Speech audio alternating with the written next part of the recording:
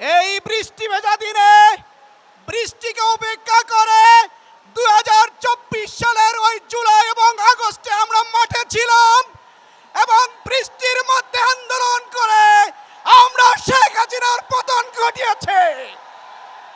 আমরা কি আজকে বৃষ্টিকে উপেক্ষা করতে পারবো না?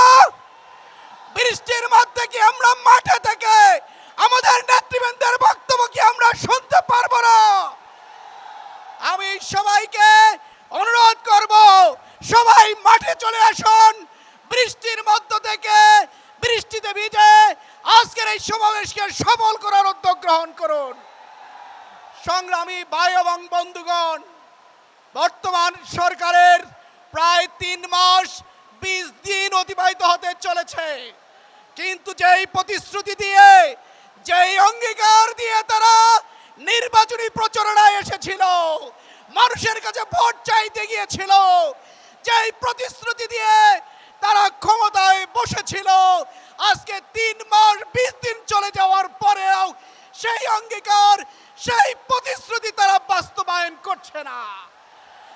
আমরা স্পষ্ট করে বলে দিতে চাই, জুলাই সনদ বাস্তবায়ন না করা, গণভোটের গণরায় বাস্তবায়ন না করার অর্থই হলো শহীদ আবু সাঈদের সাথে বিশ্বাসঘাতকতা।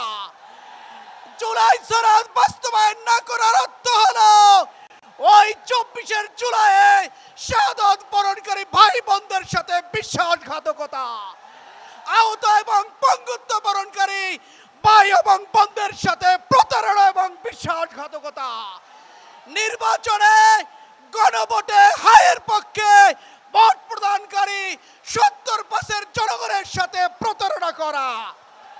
আপনারা জানেন এই বিএনপি শুধুমাত্র 26 সালে জনগণের সাথে প্রতারণা করেনি, তারা ওই 1991 সালের নির্বাচনে যারা স্বৈরাচার বিরোধী, ওই সময় স্বৈরাচার বিরোধী আন্দোলনে যে সকল জোটমুক্ত দলগুলো অন্তর্ভুক্ত ছিল, তাদের সাথে বসে তারা কমিটমেন্ট করেছিল 91 সালের নির্বাচনে যারাই বিজয়ী হবে একটা রূপরেখার ভিত্তিতে তারা রাষ্ট্র পরিচালনা করবে।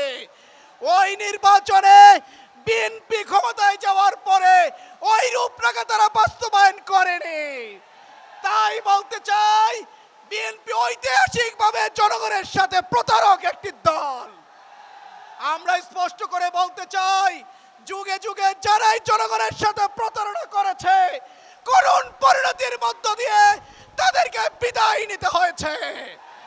সুতরাং অবিলম্বে জুলাই সনদ গণভোটের গণরায় বাস্তবায়ন করুন, নইলে আরেকটি বিপ্লবের জন্য অপেক্ষা করুন।